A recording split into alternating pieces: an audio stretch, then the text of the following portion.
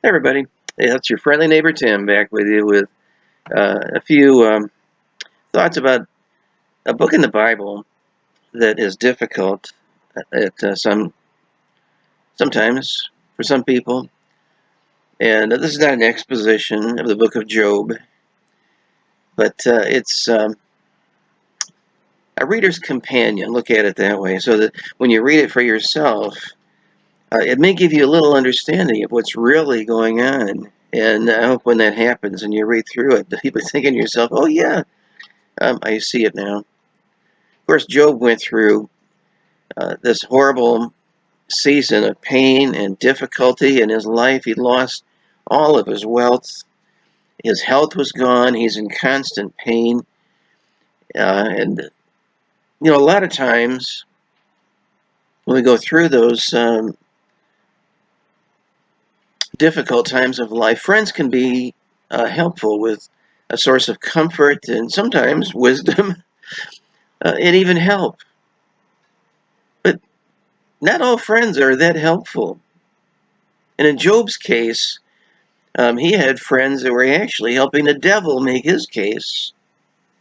And the bulk of the book of Job, most of it, is the account of three friends who were not all that friendly as far as helping Job. Those are the main characters. The first is Eliphaz the Temanite. And he tries to convince Job that, the pain he's going through is the result of sin. He may not know it, but he's a sinner. And this friend said he got his insight from spirits coming to him in the night, of course.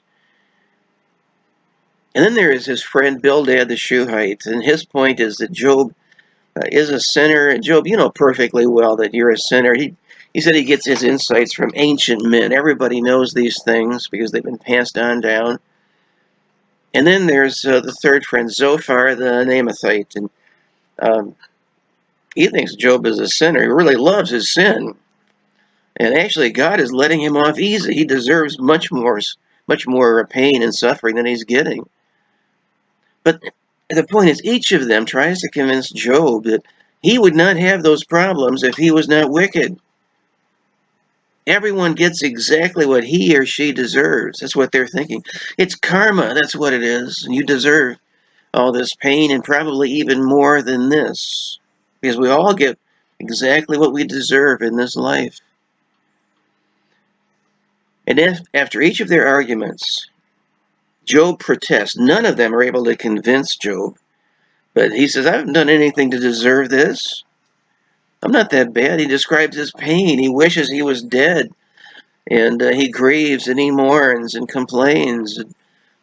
He presents his case to God. He's thinking to himself, if I could just go to court with God as the prosecutor, I could convince God that my case is just and reasonable. I don't deserve this, and God would bring him relief. And this cycle is repeated three times. Now, the last one, Zophar doesn't even bother to contribute. But no one is able to convince Job, after going through all of this for three times, he's done anything wrong that deserves all of this. Uh, it almost seems like God agrees with him, because remember, God said in Job 1:8, there is none like him in the earth, a perfect and an upright man, and one that feareth God and escheweth evil. But is he really? And then another friend appears on the scene. He hasn't said anything, and yet by the time he arrives, you wouldn't even know that there was a fourth friend who was sitting there silently watching everything.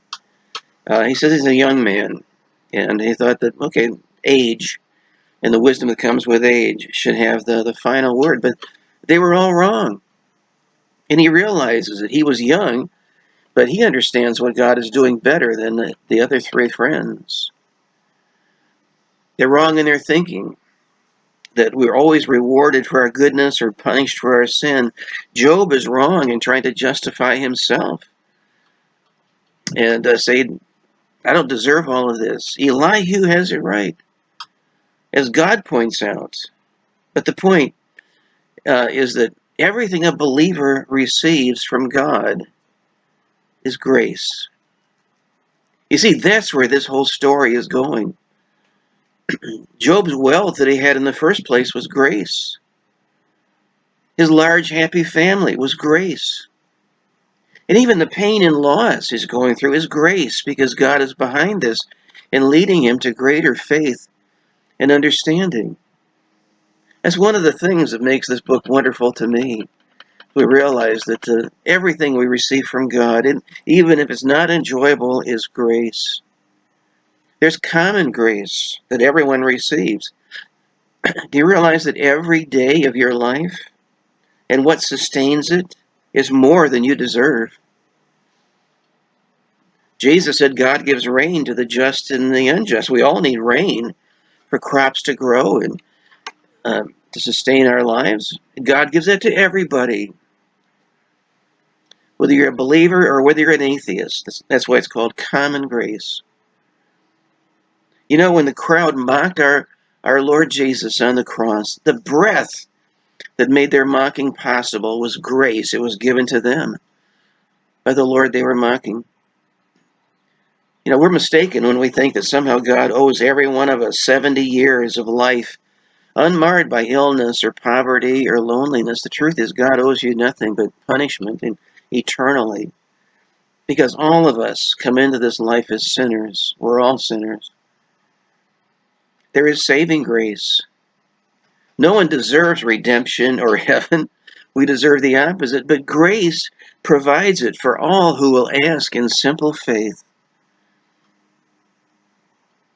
There is sustaining grace in a time of trials. The Apostle Paul asked for relief from his thorn in the flesh. In fact, he said, I asked for it 3 times, but the answer was that God's grace would see him through that pain. And the same thing is true for yours when you go through times of difficulty.